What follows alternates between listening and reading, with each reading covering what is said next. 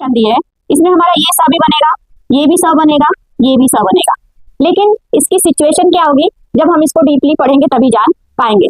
आप लोगों की जो बुक है व्याकरण भी थी जिससे मैं पढ़ा रही हूँ, इसमें जो है सत्व संधि के अंतर्गत इन्हीं तीनों के बारे में जानना है।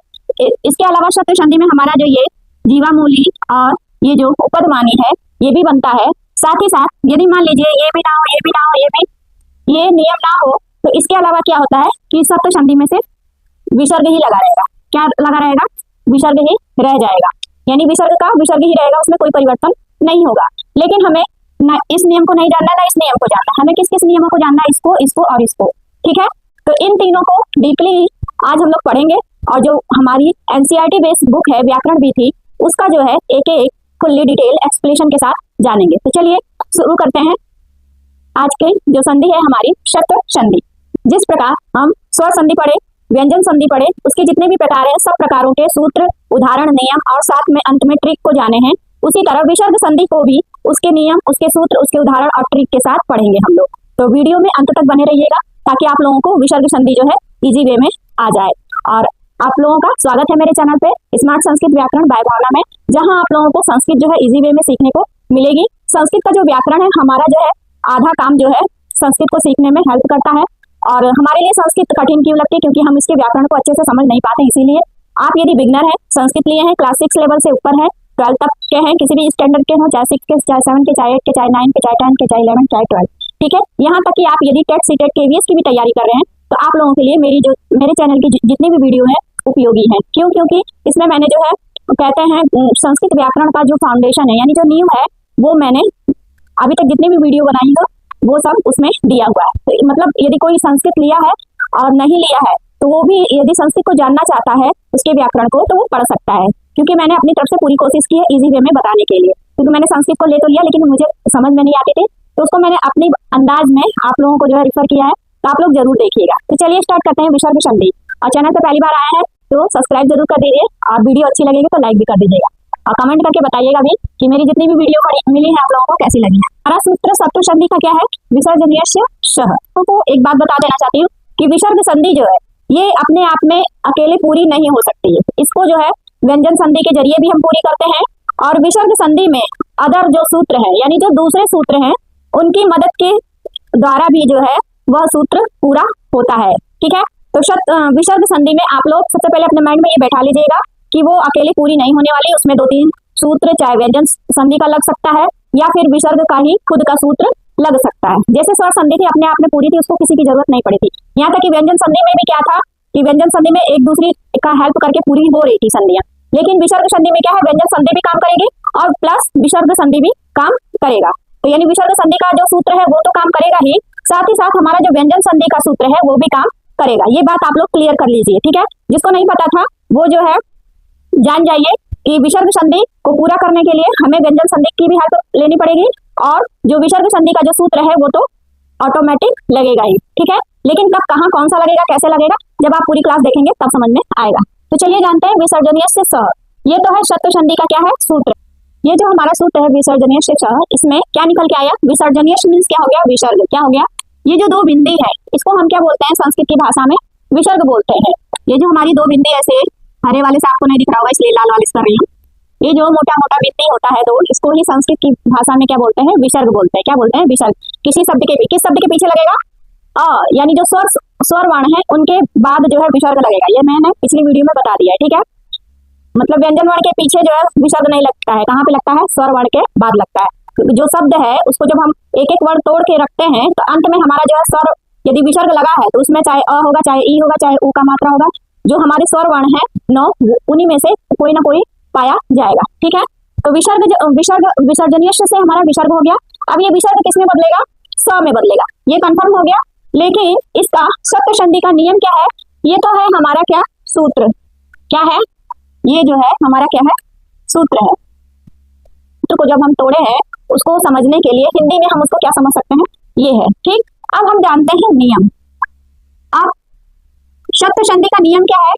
सत्व संधि का नियम है कि जो पहला पद है, जो जब संधि होती है तो उसमें दो पद होते हैं, तो जो पहला पद है उसमें क्या है? विसर्ग होना चाहिए, ठीक। लेकिन जो दूसरा पद है वो क्या होना चाहिए? प्रत्याहार का वर्ण होना चाहिए। किसका वर्ण होना चाहिए? खर प्रत्याहार। अब ये जो खर प्रत्याहार है ये मैं यहाँ पे लिखी हूँ 11वां 12वां 13वां सूत्र। हिंदी वर्णमाला के अनुसार यदि आप समझना चाहते हैं तो देखिए क ख। खर प्रत्याहार में हमारा कौन सा वर्ण आएगा? जिसमें जो है हमारा खर प्रत्याहार में हमारा हिंदी वर्णमाला का पहला और दूसरा वर्ण यानी क च त त प ये हो गया, और ख फिर छ फिर जो हमारा ठ और क्या आ जाएगा? ठ और ह, ठीक है, और तीनों श ये आ जाएगा। तब तो हमारा क्या बन जाएगा? खर प्रत्याहार। तो हिंदी वर्णमाला के अनुसार जो हमारा पहला वर्ण है और जो दूसरा वर्ण है उसी का जो क्रम है हमारा खर प्रत्याहार में आएगा, और क्या आएगा? तीनों स आएगा। आप लोगों को समझ में आ गया? संस्कृत में तो ऐसे क्रम आएगा, लेकिन हिंदी में यदि समझा जाए, देखिए क है ख है, ठीक है, फिर च है, फिर छ यहाँ पे है, फिर ट है और ठ है, फिर क्या है? त है, यहाँ पे ये थ है, और फिर क्या है? प है और ये फ, और क्या बचा? तीनों श। र तो हम लेंगे नहीं क्योंकि ये क्या है? इत संज्ञक वर्ण है, ठीक है। तो यानी इस ख से शुरू करेंगे, इस र पे खत्म करेंगे, और इसके बीच जितने भी वर्ण आ रहे हैं उसको हिंदी भाषा में समझने के लिए हिंदी वर्णमाला के अनुसार पहला दूसरा वर्ण और तीनों स, कुल मिला के ये जो खर प्रत्याहार है इसमें हमारे कितने वर्ण आ रहे हैं? 13 वर्ण आ रहे हैं। कितने वर्ण आ रहे हैं? 13। यानी इस नियम के अनुसार जो हमारे ये 13 वर्ण है, यदि इन वर्णों में से वर्ण रहता है दूसरे पद में, तब हमारा या तो श बनेगा, पहले तो श बनेगा विसर्ग का, ठीक है। अब इस ये विसर्ग में यदि दूसरा सूत्र लग गया, यदि संधि पूरी हो गई, तब तो जो है स ही रहेगा। लेकिन यदि उसमें कोई जो है रूल, संधि का कोई दूसरा रूल यूज हो रहा है यानी उपयोग हो रहा है, तो उसको भी हम लगा लेंगे, ठीक है। अब किस तरह से लगाएंगे वो आगे हम समझेंगे। तो अभी इतनी बात समझ में आ गई कि सत्व संधि जो है विसर्ग संधि का एक प्रकार है, और सत्व संधि का सूत्र है विसर्जनीय सह, ठीक है। ये सूत्र है, इसको जब हम तोड़ेंगे तो विसर्जनीय मीन्स क्या हो गया? विसर्ग हो गया, और स मीन्स क्या हो गया? ये स बने, यानी विसर्ग के स्थान पे क्या बनेगा? ये वाला स बनेगा, यानी ये जो विसर्ग है क्या बनाएगा? ये वाला स बनाएगा, ठीक। इतनी बात समझ में आ गई आपको? तो इसका नियम क्या है? संक्षेप में नियम क्या बन के आया हमारा कि विसर्ग, ये क्या है? विसर्ग है। संक्षेप में ये नियम बन के आएगा हमारा, विसर्ग प्लस खर प्रत्याहार बराबर क्या बनेगा हमारा? स। ये जो विसर्ग है किसमें परिवर्तित होगा? इसमें परिवर्तित होगा, और पहले ये स बनेगा, उसके बाद यदि कोई नियम लगेगा तो लगाएंगे, नहीं लगेगा तो नहीं लगाएंगे, ठीक। अब जैसे गिलास है, ठीक है, अब जैसे हमने गिलास लिया, ठीक है, अब गिलास में पानी भरना है, यहाँ तक भरा है, तो हम इसको इतना भरने के लिए और पानी डालेंगे, ठीक। अब दूसरी गिलास है, वो यदि यहाँ तक भरी है तो क्या आप उसमें पानी डालेंगे? नहीं डालेंगे, क्योंकि ये तो ऑलरेडी भरी हुई है, ठीक। ये क्या खाली है, तो अब इसको पूरा करने के लिए पानी डालते हैं ना। तो उसी तरह ये जो सूत्र का नियम है, यदि स बन गया, विसर्ग का स तो बनेगा, लेकिन यदि वो पूरा हो गया है नियम, उस पर कोई दूसरी संधि का जो नियम है नहीं लागू हो रहा है, तब तो हम नहीं लगाएंगे, तो स का स ही रहेगा, ठीक। लेकिन यदि उसमें जो व्यंजन संधि का सूत्र का यदि कोई नियम लग रहा है, चाहे विसर्ग संधि का कोई नियम का सूत्र लग रहा है, तो उसे हम लगा के आगे उसको और बढ़ाएंगे, यानी उसको उस पे जो है दूसरा सूत्र, अब जैसे ये गिलास खाली यानी आधा अधूरा है संधि, तो उसको पूरा करने के लिए और आगे बढ़ा के पूरा किया जाएगा। अब इसी तरह जैसे एक और बात समझ लीजिए आप लोग, जैसे 5/2 लिखते हैं आप, ठीक है। अब ये काटेंगे, नहीं कटेगा? नहीं कटेगा, लेकिन आप इसको जो है ऐसे भी लिख सकते हैं। लिखते हैं कि नहीं लिखते हैं? इसको क्या बोलते हैं? भिन्न वाला सवाल बोलते हैं ना, भिन्न बट्टे वाला। तो ये संयुक्त भिन्न हो गया, ये क्या हो गया? भिन्न हो गया। तो इस ये भी रूप सही है और ये वाला भी रूप सही है, यानी दोनों आंसर सही है ना मैथ के हिसाब से, है ना। तो उसी तरह विसर्ग का स तो बनेगा ही, यानी विसर्ग का स बनना ही है, लेकिन इसको यदि हम आगे ऐसे बढ़ा के ये रूप दे सकते हैं तब तो देंगे, ठीक। और नहीं देना है तो ऐसे ही रहेगा। यदि ये कंडीशन नहीं हो सकती है तो हम इसको ऐसे ही रहने देंगे, यानी विसर्ग का स ही रहने देंगे, ठीक है। तो चलिए अब किस कंडीशन में स बनेगा और किस कंडीशन में हमारा जो ये वाला स बनेगा और किस कंडीशन में ये वाला स बनेगा, हमें यही तीनों स पढ़ना है। व्याकरण रीति में सत्व संधि के अंतर्गत यही तीनों स का नियम दिया गया है। ये स कब बनेगा, ये स कब बनेगा, मूर्धन्य ष कब बनेगा, यही बताना है। तो पहले इसको समझ लेते हैं, पहले वाले स को।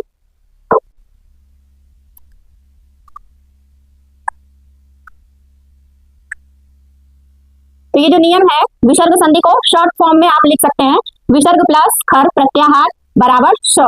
सत्व संधि का जो हमारा नियम है क्या बनेगा? विसर्ग प्लस खर प्रत्याहार का वर्ण बराबर श, यानी ये जो विसर्ग है वो स बनेगा। कब बनेगा?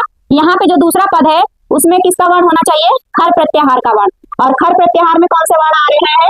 13 वर्ड आ रहे हैं, 1 2 3 4 5 6 7 8 9 10 11 12 13, तीनों स और कवर्ग का नहीं कहेंगे, मतलब हिंदी वर्णमाला के अनुसार पहला और दूसरा वर्ण का जो क्रम है ऐसे लंबाई में, ऐसे ऐसे नहीं, ऐसे ऐसे, ठीक है।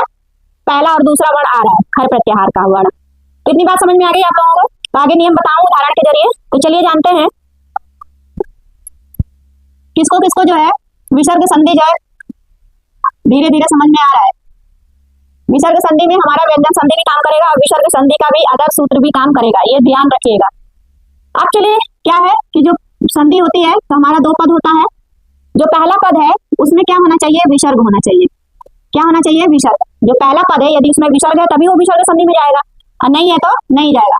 लेकिन जो दूसरा पद है उसमें क्या है, खर प्रत्याहार का वर्ण, यानी ख फ छ ठ थ च ट त क प तीनों श, इसमें से कोई भी वर्ण है तो हमारा क्या है, किसमें चला जाएगा, ये जो विसर्ग है किसमें बदल जाएगा, स में बदल जाएगा। कुल मिला के सत्व संधि में, ये जो सत्व संधि है इसमें जो है विसर्ग जो है स में बदलेगा। किसमें बदलेगा, स।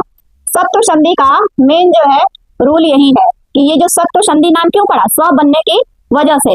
और मैंने आप लोगों को बताया ना कि जो संस्कृत में सूत्रों का संधि का नाम किसके आधार पे पड़ा हुआ है, जो बन रहा है।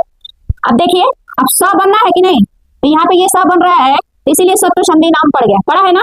अब किस कंडीशन में पड़ा है कि ये जो विसर्ग है किसमें परिवर्तित हो रहा है, इसमें परिवर्तित हो रहा है, इसलिए। ठीक, तो मोटा मोटा यही निकल के आता है कि सत्व संधि में हमारा स बनेगा। कौन बनेगा, स, विसर्ग। कौन बनेगा, विसर्ग। जब विसर्ग स बन जाए, ये वाला जिसको हम दंती स भी बोलते हैं, छोटा स भी बोलते हैं, यदि ये बन जाए तो वो किस में चला जाएगा, हमारा सत्व संधि में चला जाएगा। ठीक, अब इसको उदाहरण से समझते हैं। उदाहरण से समझेंगे तब आपको समझ में आएगा।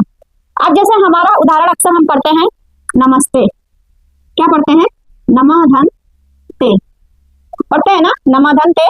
अब ये शब्द क्या बनता है, नमस्ते, क्या बनता है, नमस्ते।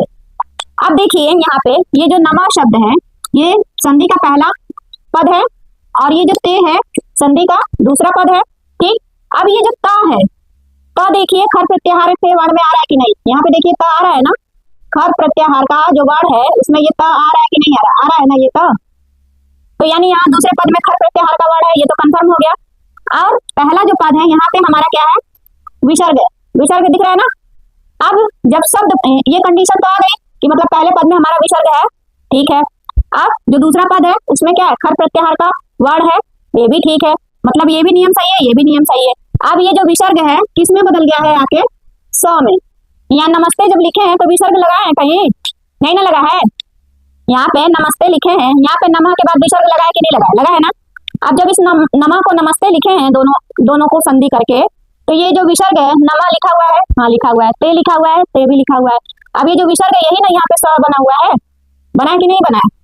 और हमारा संस्कृत में जितना भी व्यंजन वर्ण है वो क्या होता है, अर्धमात्रिक होता है। अब अर्धमात्रिक होता है इसलिए आधा लिखा हुआ है। ठीक, अब ये भी कुछ बच्चों की जिज्ञासा होगी कि आधा क्यों लिखा है, पूरा स क्यों नहीं है। तो ये जब हलंत लगा हुआ है तो ये क्या है, आधा रूप माना जाता है। कौन सा रूप माना जाता है, आधा। और जब इसको हम शब्द के बीच लिखेंगे तो ऐसे आधा बना के लिखते हैं। ठीक है, ये बात कंफर्म हो गई। यानी हमारा जो है ये जो विसर्ग है क्या बनेगा, श बनेगा। और फिर यहाँ पे जब जाके लिखाएगा तो यही स यहाँ पे ऐसे लिखा जाएगा। ये बात क्लियर हो गई कि विसर्ग प्लस खर प्रत्याहार का वर्ण बना क्या, हमारा विसर्ग स बन गया। तो ये तो हमारा स बनने का कंडीशन है, किसका बनने का, स बनने का। अब जानते हैं कि ये वाला स कैसे बनता है और ये वाला स कब बनेगा। ठीक है, ये भी हमारे लिए जानना जरूरी है। इसके और उदाहरण है, और भी बता दूं, चलिए एक और बता दूं। एक और उदाहरण देख लीजिए आप लोग। एक और उदाहरण है हमारा इतः प्लस अतः। इसको जब हम लिखते हैं तो क्या लिखते हैं, इस तरह से लिखते हैं ना, इत स। अब ये जो इतः है, इतः में जो ये त है, त के बाद हमारा विसर्ग है कि नहीं है। इतः में पहले पद में विसर्ग है यानी विसर्ग संधि हो गई। जो दूसरा पद है उसमें जो ये पहला पद है, दूसरे पद का कौन सा वर्ण लेते हैं, पहला ना लेते हैं। और जो दूसरा पहला पद है उसका कौन सा लेते हैं, आखिरी लेते हैं। तो आखिरी विसर्ग है, यानी जो विसर्जनेस्य स सूत्र है वो फॉलो हो रहा है। तो यहाँ पे ये जो विसर्ग है क्या बन जाएगा, हमारा श बन जाएगा। क्या बन जाएगा, श। ठीक, अब इस पे हलंत क्यों लगा है, कमेंट करके बताइए आप लोग। अभी मैं बताई हूँ कि ये जो विसर्ग है श बन जाएगा, लेकिन इस स को हम ऐसे भी तो लिख सकते हैं, लेकिन संस्कृत में हम इसको इस स को ऐसे क्यों लिखते हैं, कमेंट करके बताइए फटाफट। तो इस स को हम ऐसे संस्कृत में इसलिए लिखते हैं क्योंकि संस्कृत में जितने भी व्यंजन वर्ण हैं सब क्या है, अर्धमात्रिक हैं, और जब उसमें स्वर वर्ण अ, कोई वर्ण नहीं होगा तो अ जरूर जुड़ा होगा, तभी हम उसको ऐसे लिख सकते, ठीक है। तो ये भी देखिए, ये जो स है यहाँ पे बना कि नहीं, ये जो विसर्ग है ये इत लिखा हुआ है, ये ततः भी लिखा हुआ है, इत ततः। अब ये जो विसर्ग है स बना है कि नहीं, यहाँ पे ये जो विसर्ग है ये स बन गया है कि नहीं बन गया, बना है ना। ये जो विसर्ग है ये स बना है कि नहीं बना है, इसको आप यहाँ अच्छे से लिख लीजिए, ठीक है। तो ये कंफर्म हो गया कि जब पहले पद में विसर्ग हो और जो दूसरा पद है यदि खर प्रत्याहार का वर्ण है तो क्या बनेगा, हमारा विसर्ग बन जाएगा स। कौन सा स, दंती श बन जाएगा। तो ये तो नियम आपको समझ में आ गया।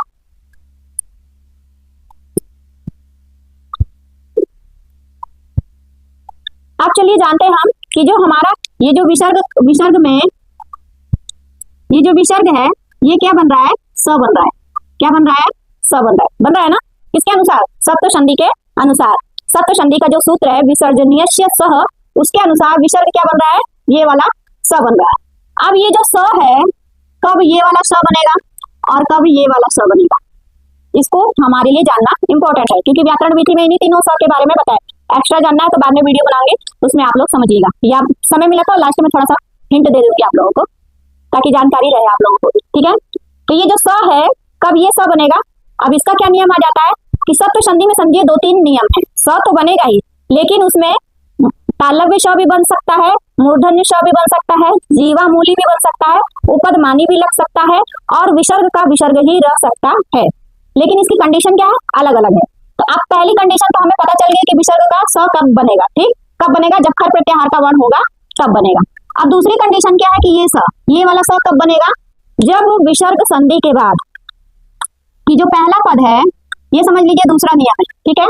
पहला उसको जो है पहला नियम बना लीजिएगा सप्त संधि का। अब ये सप्त संधि का समझ लीजिए दूसरा नियम है कि जब विसर्ग हो, जो पहला पद है उसमें विसर्ग हो, लेकिन जो दूसरा पद है वो क्या होना चाहिए, चाहे च हो चाहे छ हो, ठीक। अब देखिए च और छ खर प्रत्याहार का वर्ण है कि नहीं है, ठीक है। कंडीशन क्या लगेगी, ये वाला जो स है बनाने के लिए कंडीशन क्या लगेगी कि पहले पद में विसर्ग होगा, लेकिन जो दूसरा पद है उसका जो वर्ण है चाहे च से शुरू हो छ से शुरू हो, इन दो वर्णों से यदि शुरू होगा तो विसर्ग जो है क्या बन जाएगा, तो जो विसर्ग है पहले स ही बनेगा, लेकिन इसके बाद व्यंजन संधि का सूत्र लग के क्या बन जाएगा, स बन जाएगा। कौन सा सूत्र लगेगा, इस्तो सश्चुना सश्चु सूत्र लग जाएगा। और जब व्यंजन संधि का जो सूत्र है इस्तो सश्चुना सश्चु, जब वो लग जाएगा तो स और च क्या बन जाएगा, ये वाला स बन जाएगा, चाहे स प्लस छ क्या बन जाएगा, ये वाला स बन जाएगा। अब इसको एग्जाम्पल से समझते हैं, ठीक है। ये तो विसर्जनीय स से सूत्र से बनेगा ही, लेकिन इसमें परिवर्तित होने के बाद आगे की कंडीशन क्या है, यानी अभी मैंने बताया ना आपको मैथ का सवाल, जैसे कि 3/2 है, हम इसको ऐसे भी लिख सकते हैं और इसको हम लिख सकते हैं, ठीक है। तो इसको जब हम आगे हल करने लायक रहेगा तब तो करेंगे, और नहीं करने लायक रहेगा यहीं पे पूरा हो जाएगा तो नहीं करेंगे। तो ये जो है तब ये जो स है कब इस पे ये सूत्र लगा के इसको स बनाएंगे, जब कंडीशन क्या हो, यहाँ पे च और छ होगा तब, ठीक भी नियम है। उसको अप्लाई कब करेंगे, जब उसको जरूरत होगी। गिलास भरा है तो उसको पानी की जरूरत तो है नहीं, या जिसे प्यास लगी है उसी को ना हम पानी पिलाएंगे, जिसे प्यास नहीं लगी है उसका पेट भरा हुआ है पानी पी के, आप उसको जबरदस्ती पिलाएंगे, नहीं पिएगा। तो उसी तरह है कि जब नियम पूरा हो जाएगा तब तो नहीं करेंगे, लेकिन यदि नियम आगे लग सकता है तभी लगाएंगे। तो अब यहाँ पे च और छ जब आ जाएगा तब ये स बनेगा। अब कैसे बनेगा ये बता रही। अब इसका एग्जाम्पल है, उदाहरण, इससे आपको समझ में आ जाएगा। पढ़ते हैं हम लोग निश्चलम, ये भी पढ़ते हैं, और क्या पढ़ते हैं, निश्चलम, ठीक है। दोनों जो है हमारे क्या है, इसमें देखिए छ है, इसमें क्या है च है, लेकिन यहाँ पे जो ये विसर्ग है क्या बन गया है स, यहाँ पे भी जो विसर्ग है क्या बन गया है स बन गया। कैसे बना है चलिए जानते हैं। अब ये जो निश्चल शब्द है इसको जब हम तोड़ेंगे तो क्या बनेगा, एक शब्द बनेगा हमारा नी बनेगा, दूसरा शब्द क्या बनेगा छलम, ठीक। ये इतनी बात समझ में आ गई कि ये जो निश्चल शब्द है, इसको जब हम तोड़ेंगे यानी संधि विच्छेद करेंगे, एक शब्द हमारा और एक आएगा छल। ठीक, अब ये जो यहाँ पे जो है विसर्ग है ये, अब ये जो विसर्ग है स तो बनेगा, पहले क्या है स ही बनेगा। ठीक, किसके अनुसार? विसर्जनीयस्य स के अनुसार, यानी यहाँ पे सूत्र क्या बन जाएगा? निस प्लस छल। किसके अनुसार? विसर्जनीयस्य स के अनुसार। किसके अनुसार बनेगा? विसर्जनीयस्य। इस सूत्र से जो विसर्ग है किसमें बदल गया? श में बदल गया और शब्द क्या बन गया हमारा? निश्चल। लेकिन यहाँ पे हमारा क्या आया है? छ आया। क्या आया है? छ आया। तो हमारा ये जो स प्लस छ, ये सूत्र किस पे लगता है? जो हमारा इस्तो सचुना सचु, स है, पहले पद में स है, दूसरे में क्या है? चू। चू चवर्ग का वर्ण है छ, और बनेगा क्या हमारा? ये वाला श बनेगा। ठीक, तो यहाँ पे ये जो विसर्ग है किसमें बदल गया है? ये वाले श में। किस आधार पे? इस्तो सचुना सचु सूत्र लगकर जो ये श है, ये जो स है अब किस में बदल जाएगा? ये वाले श में बदल जाएगा। ठीक, और फिर हमारा शब्द क्या बन जाएगा? निश्चलम। क्या बन जाएगा? निश्चल। अब इसमें भी देखिए छ है, यहाँ पे ये देखिए यहाँ पे च है कि नहीं है? तो यहाँ पे ये स क्यों बना है? क्योंकि यहाँ पे छ है और च है, और च और छ जो है इसको सचुना सचु सूत्र लग के व्यंजन संधि का ये सूत्र लग के इस स को कौन सा स बना दिया है? तालव्य श बना दिया है। ठीक है, अब आप लोग ये भी ध्यान रखिएगा कि तालव्य श ही क्यों बना है। ये कोई पूछता नहीं है ना, कोई बताता है, मैं बता दे रही कि ये जो च है, चवर्ग जो है, इसका जो उच्चारण स्थान है कौन सा है? तालव्य है ना, तालव्य। तो अब सवर्णी वर्ण जो है, सवर्णी वर्ण ही बनाता है ना, तो उच्चारण स्थान इसका चवर्ग का तालव्य है। तो तीनों श है हमारे, एक दंती श है, एक तालव्य श है, एक मूर्धन्य श है।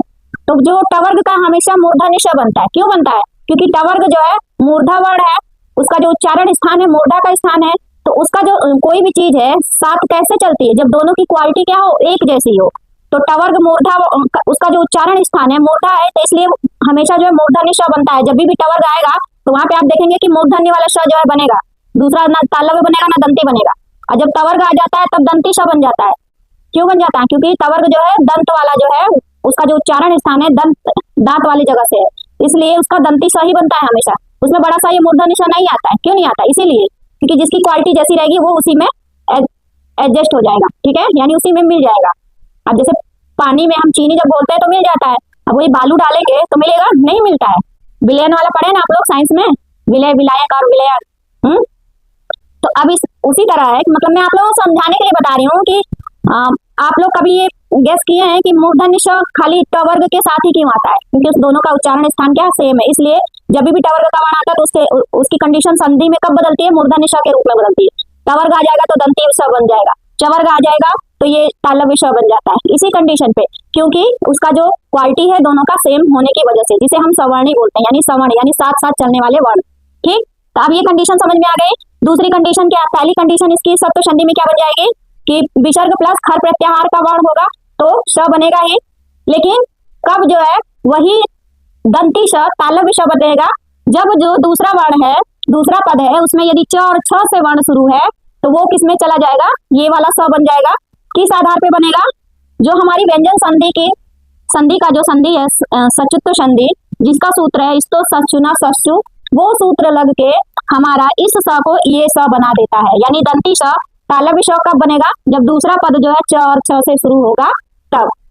मोटा मोटा जो है सबसे सिंपल तरीके में सत्व संधि के बनते तो 5-6 नियम है, ठीक है, लेकिन हमें पढ़ने व्याकरण विधि के अनुसार अभी हम लोग प्राइमरी लेवल पे है तो हमें इतना ही पीना है, यानी पावर का जो गिलास है उतना ही पीना है। आधा किलो का पियेंगे तो क्या होगा? अपच हो जाएगा। ठीक है, तो हमें जितना मतलब पचा सकते हैं, जितनी हमें जरूरत है, एब्जॉर्ब हम जितना कर सकते हैं उतना ही जानेंगे। ठीक है, और कभी मतलब भविष्य में आगे जो होगी दोबारा पढ़ाऊंगी तो अच्छे से बताऊंगी, लेकिन अभी मेन सिर्फ पढ़ा रही हूँ जो आप लोगों की बुक में है। तो अब सत्व संधि में पहला सा ये बन गया, ये समझ में आ गया, ये भी स समझ में आ गया आपको। अब चलिए जानते हैं कि ये वाला स कैसे बनता है। ठीक, तब मैं मिटा लूँ ना, तभी ना दूसरा समझाऊंगी। ठीक, तो किसको किसको समझ में आ रहा है कमेंट करके फटाफट लिखिए।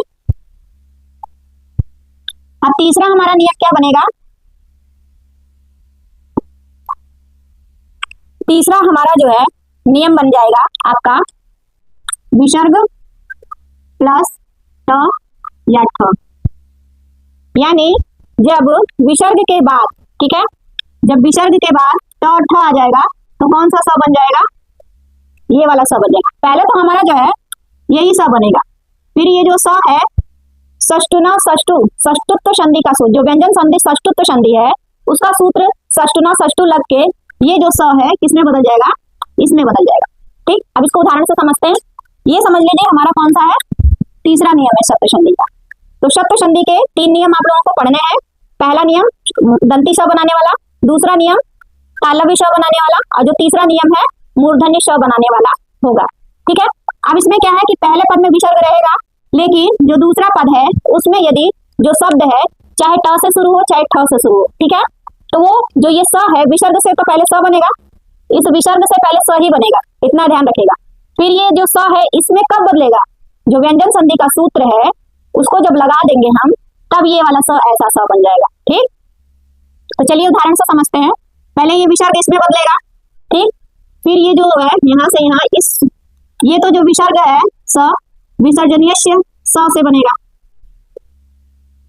फिर ये जो स है ये वाला स किससे बन जाएगा, जो हमारा षष्टुत्व संधि है व्यंजन संधि का, षष्टुना षष्टु, उससे बन जाएगा। ठीक, षष्टु षष्टुना षष्टुत्व। अब इसको एग्जाम्पल के जरिए समझते हैं। ये तो मैं आप लोगों को मोटा मोटा समझा रही हूँ, एग्जाम्पल से भी अभी समझा रही हूँ, तब आपको समझ में आएगा। जैसे हमारा शब्द है पहला रामस टीकते, ये जो रामस टीकते है यहाँ पे देखिए इस श जो है यहाँ पे मूर्धन्य श दिख रहा है। अब ये मूर्धन्य श यहाँ कैसे आया, ये जो मूर्धन्य श है ये जो बना है मूर्धन्य श, रामस टीकते शब्द जब बना है तो आया। तो अब किस आधार पे आया है, देखिए ये जो रामस टीकते शब्द है इसको जब हम तोड़ेंगे, ठीक, शब्द है रामस टीकते, इसको जब हम तोड़ेंगे तो एक शब्द हमारा क्या निकल के आया, राम, क्या आएगा, राम। और जो दूसरा शब्द आएगा वो क्या आएगा, टीकते, क्या आएगा, टीकते। ठीक है, अब देखिए पहले पद में विसर्ग है, ये जो विसर्ग है किसमें बदलेगा, स में बदलेगा, तो ये शब्द क्या बन जाएगा, रामस बन जाएगा। अब ये जो विसर्ग है किसमें बदला है, स में, ये वाला जो स है ये बना है। ठीक है, अब इसके बाद जो है जो ये टीकते शब्द है इसको जब हम लिखते हैं तो ऐसे लिख सकते हैं, विसर्जनीय सूत्र से ये जो विसर्ग है स बना, और जब एक साथ लिखेंगे तो ऐसे बन गया। लेकिन यहाँ पे जो ये हमारा श प्लस ट, ये जो है कहीं संधि का नियम है। कौन सी संधि का नियम बना है, षष्टु षष्टुना। अब यहाँ पे जो हमारा पहले पद में विसर्ग था वो किसमें बदल गया, स में बदल गया, और जो दूसरा पद है ट आ गया, क्या आ गया, ट, ट और ठ। अब ट और ठ देखिए खर प्रत्याहार का वर्ण है कि नहीं, ये देखिए ट है और ये देखिए ठ, तो खर प्रत्याहार का वर्ण है ना। तो अब क्या है, लेकिन कंडीशन क्या है, ट और ठ आ गया है, तो अब यहाँ पे व्यंजन संधि का ये वाला सूत्र लगेगा, तो ये जो स है किसमें बदल जाएगा, हमारा मूर्धन्य श में बदल जाएगा। अब ये जो स है किसमें बदल जाएगा, मूर्धन्य श में, और शब्द हमारा क्या बन जाएगा, अब ये जो स है जब मूर्धन्य श में बदल जाएगा तो शब्द क्या बन जाएगा, रामस टीकते। विसर्जनीय स सूत्र से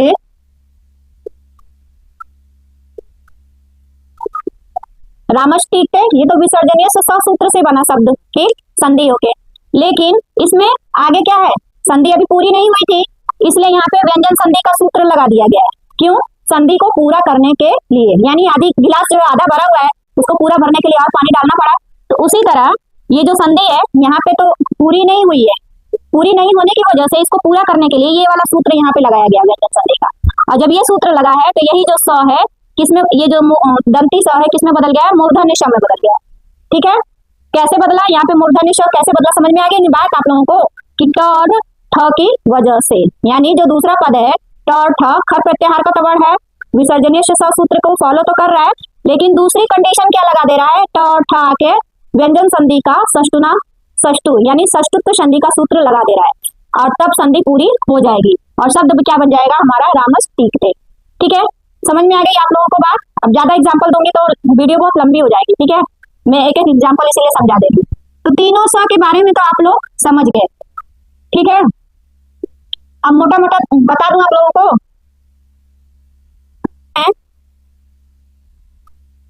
आप लोगों ने शब्द देखा होगा वृक्ष पतती, ऐसे लिखा हुआ ऐसे देखा है कभी आप लोगों ने। और ये जो निशान है, जब प के आगे ये अर्ध विसर्ग का निशान रहता है तो उसे हम क्या बोलते हैं, उपदमानी बोलते हैं। क्या बोलते हैं, उपदमानी बोलते हैं ना। और कहीं कहीं आप लोग देखे होंगे शब्द, ये मैं जो रफली बता रही हूँ ताकि आप लोगों को माइंड में रहे, ठीक है। जिज्ञासा हो जाती है ना कि हाँ क्या शब्द था। अब जैसे हम शब्द पढ़ते हैं बाल क्रीडती,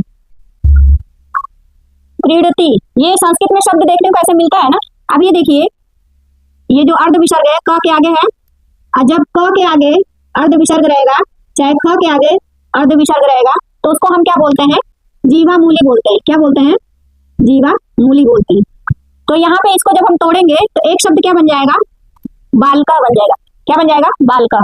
और क्या हो जाएगा, क्रीडती। अब यहाँ पे ये जो विसर्ग है अर्ध विसर्ग के रूप में बदला है कि नहीं, क आया। ये जो दूसरा पद है क, खर प्रत्याहार का वर्ण है ना, लेकिन विसर्ग के बाद क आने की वजह से ये जो विसर्ग है अर्ध विसर्ग में बदल गया है और ये क्या हो गया है, जीवा मूली लगा। और मैंने बताया था ना आप लोगों को कि जो विसर्ग है जीवा मूली में भी बदलता है, उपदमानी में भी बदलता है। तो इसी तरह यहाँ पे क्या हो जाएगा, वृक्ष हो जाएगा। चलिए यहाँ बता दूं, वृक्ष हो जाएगा और क्या हो जाएगा, पतती हो जाएगा। अब ये जो विसर्ग है क्या बन जाएगा, अर्ध विसर्ग, और ये किस में चला जाएगा, उपदमानी में चला जाएगा। किस सूत्र से, आप लोगों को इसका सूत्र भी बता दूं। ये जो है सारी कंडीशन किस आधार पे हुई है, एक हमारा सूत्र आता है कु ऐसे करके देता है, फिर ऐसे क रहेगा, फिर ऐसे बन के को रहेगा, और क्या आता है च। इस सूत्र के अनुसार जो है ये सब परिवर्तन हुआ है, ठीक है। ये भी क्या सत्व संधि के अंतर्गत ही है कि जैसे ट ठ आ रहा था तो मूर्धन्य श हो जा रहा था, ऐसे ही क और ख आएगा तो वो किस में बदल जाएगा, जीवा मूली में आ जाएगा। ऐसे ही विसर्ग के बाद यदि दूसरा पद प और फ से शुरू होगा तो जो विसर्ग है किस में बदल जाएगा, उपदमानी में बदल जाएगा, ठीक है। अब कब हमारा विसर्ग का विसर्ग ही रहेगा, जब जो है हमारा श का, ये जो हमारा तीनों स है ये वाला वर्ण आता है तब होता है। वो भी किसे, वासरी से, यानी गरी सूत्र से। किस सूत्र से, वासरी एक सूत्र है। ये क्या है, इसका समझिए अपवाद है। ये जो है विसर्ग को जब स रहेगा तो विसर्ग को बदलने नहीं देगा, विसर्ग का विसर्ग ही रहेगा, ठीक है। और जब त और थ आएगा तो क्या है, स बनेगा ही, ठीक, क्योंकि वो दंती स है। तो पांचों आ गया समझ में। क और ख रहेगा तो किसमें बदल जाएगा, जीवा मूली में हो जाएगा। और जब च और छ रहेगा तो तालव्य श में बन जाएगा विसर्ग, स बन के। फिर तीसरी कंडीशन क्या आ जाएगी कि यदि विसर्ग के बाद ट और ठ आएगा तो पहले तो स बनेगा, लेकिन षष्टु सूत्र लग के जो दंती स है किसमें बदल जाएगा, मूर्धन्य श में बदल जाएगा। और त रहेगा तो हमारा दंती स, विसर्ग का दंती स ही बनेगा, ठीक। और पांचवी कंडीशन क्या आ जाती है कि यदि प और फ आता है तो हमारा विसर्ग का रूप जो है क्या बन जाएगा, उपदमानी में बन जाएगा, ठीक। मैंने विसर्ग के 8 रूप बताए हैं ना कि विसर्ग किन किन सिचुएशन में बदल सकता है। जो लोग पहली वीडियो नहीं देखे उसको जाके देखिएगा, तब आप लोगों को कंफर्म हो जाएगा। तो ये मैं मोटा मोटा बताई हूँ, क्योंकि इसको जानना जरूरी नहीं है, लेकिन भाई मतलब बात छेड़ दी है तो हम पे बता दे थोड़ा सा, ठीक है। इसको डीपली जानना है तो बाद में कभी पढ़ेंगे हम लोग, लेकिन आज अभी जितना जानना है उतना अच्छे से हम लोग जान चुके हैं। आज हमें बस सत्व संधि में ये तीनों सा हमें पढ़ना है, ठीक। अब चलिए जानते हैं उदाहरण। अभी तो हम क्या जाने, सूत्र जाने हैं, नियम जाने, ठीक। अब सत्व संधि के उदाहरण देख लीजिए।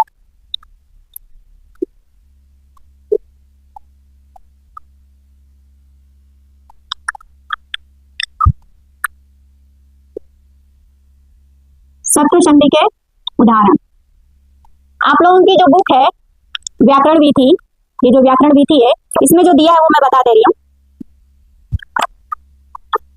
इसमें आप लोगों का कुछ शब्द दिया है।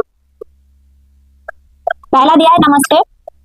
नमस्ते तो मैं बता ही हूँ, विसर्ग का क्या बन गया है, दंती श बन गया, ठीक। एक शब्द है आपका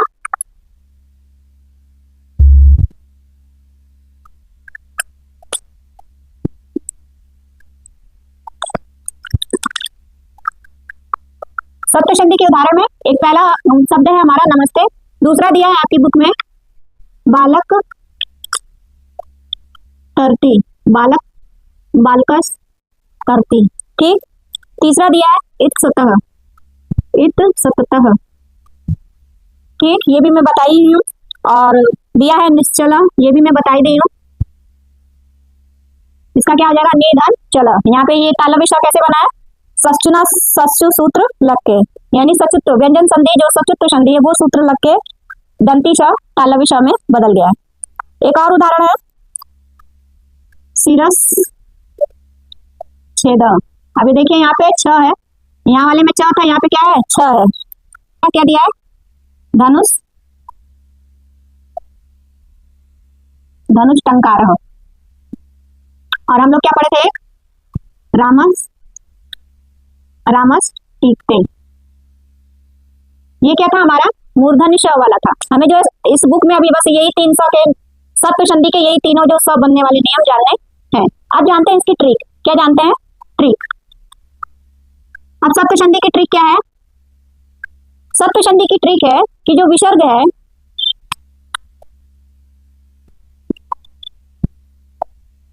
जब विसर्ग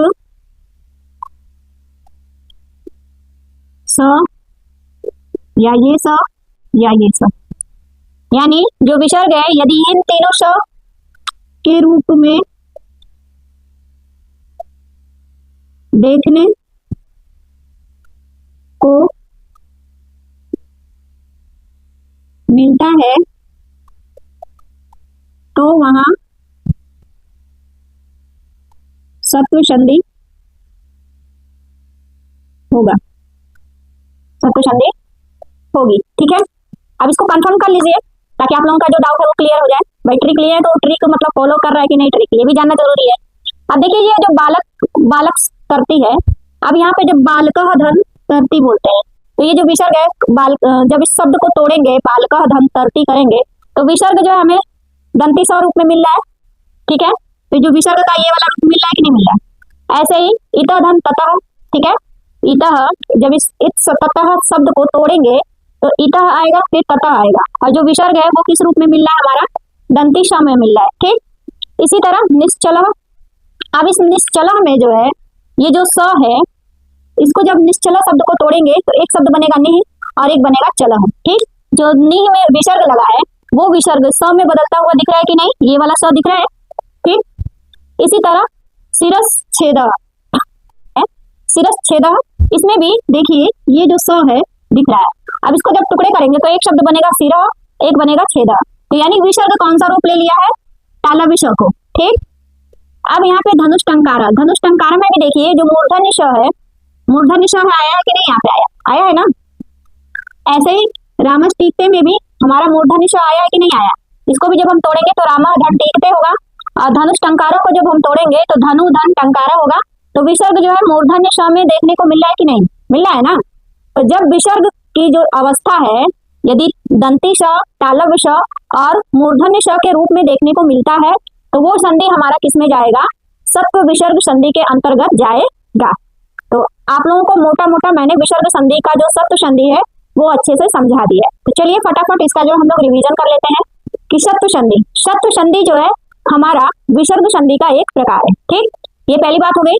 फिर विसर्ग संधि में हमारा जो है सत्व संधि का सूत्र आता है विसर्जनीयस्य सह। ठीक, इसका मतलब क्या है कि जो विसर्ग है स बनेगा, विसर्ग क्या बनेगा, स, पहले स बनेगा, उसके बाद यदि कोई दूसरा नियम संधि का काम करता है तब तो हम लगाएंगे, और नहीं काम करता है तो उसको वहीं पे छोड़ देंगे। क्या आप भरी गिलास में पानी डाले पाएंगे, नहीं डालेंगे, डालेंगे तो क्या गिर जाएगा, यानी गलत हो जाएगा। ठीक है, तब उसको सही करने के लिए क्या है, जिसको जिसकी जरूरत रहेगी उसको उतना ही हम देंगे, कहने का मतलब यही है। तो जब यदि नियम उसमें लगेगा तब तो लगाएंगे, और नहीं लगेगा तो नहीं लगाएंगे। तो सत्व संधि में मोटा मोटा है कि बस स बनेगा। अब वो स मूर्धन्य श कब बने, तीसरा नियम क्या, मूर्धन्य श कब बनेगा, जब विसर्ग के बाद ट और ठ से वर्ण शुरू होगा तब जो है मूर्धन्य श बनेगा। किस कारण बनेगा, व्यंजन संधि का षष्टुत्व संधि का जो सूत्र है षष्टु षष्टुना सूत्र लगेगा तब बनेगा, तब वो उस संधि को पूरा करने के लिए उसे लगाया गया। नहीं होता वहां पे ट नहीं होता तो नहीं लगता, अब त थ रहता है तो क्या लगता है, नहीं लगता है।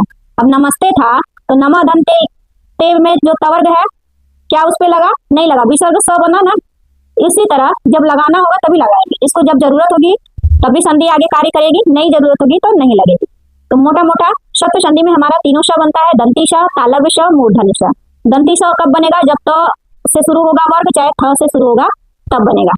और यदि त और ठ से बनेगा तो पहले विसर्ग का स ही बनेगा, उसके बाद जो है उसमें षष्टुना षष्टु सूत्र लगा के तब उस स को जो है हम मूर्धन्य श बनाएंगे। जैसे इसका एग्जाम्पल है धनुष टंकारा रामस तीर्थे, ठीक है। अब इसी तरह जब हमारा विसर्ग जो है रहेगा पहले पद में और जो दूसरा पद है वो यदि च और छ से शुरू है वर्ण तो वो हमारा किसमें चला जाएगा? जो विसर्ग पहले स बनेगा, उसके बाद जो हमारा सचुत्व संधि का सूत्र है इस्तो सचुना सचु, वो सूत्र लग के हमारा बन जाएगा च और छ की वजह से जो विसर्ग है दंती स बना था वो किसमें बदल जाएगा? तालव्य श में बदल जाएगा, ठीक है। इतनी बात बस आपको जाननी है। अजीवा मूल्य उपदमानी और विसर्ग रहेगा नहीं लगेगा, वासरी से विसर्ग का विसर्ग ही रहेगा। और ये सब सारे सूत्र क्या अभी आप लोगों के समझ से परे हैं, आप लोगों को इतना ही समझना है, जितना समझना है उतना ही समझिए अभी, ठीक है। कभी आप लोगों को एक्स्ट्रा जानना रहेगा तो कमेंट करके बताइएगा, बना दूंगी, ऐसी कोई बात नहीं। फिर भी मैं जो है वीडियो में थोड़ा मोटा मोटा बता ही दूंगा आप लोगों को कि कब जीवा मूल्य लगेगा, कब उपदमानी लगेगा और कब जो है विसर्ग का विसर्ग ही रहेगा किस सूत्र से, ठीक। तो आई होप और इसके उदाहरण क्या ये है। और जब विसर्ग का रूप इन तीनों समय से देखने को मिलेगा तब हम समझ जाएंगे कि कौन सी संधि है, शत्रु संधि है। तो आप लोगों को वीडियो कैसी लगी जरूर बताइएगा, और आप लोगों को थोड़ी भी अच्छी लगी होगी तो लाइक जरूर करिएगा, और आप लोग कमेंट करके जरूर बताइएगा कि वीडियो में यदि कोई कमी वैसी है तो उसको भी आप लोग बताइएगा। आप लोग कहाँ से देख रहे हैं, आप बिगनर हैं कि प्रिपरेशन कर रहे हैं किसी सब्जेक्ट की, आप लोग संस्कृत लिए हैं या नहीं लिए हैं ये भी कमेंट करके बताइएगा, क्योंकि कुछ लोग जो है संस्कृत को पढ़ने के इच्छुक होते हैं तो वो भी पढ़ते हैं, तो वो भी कमेंट करके बताइएगा आप लोग।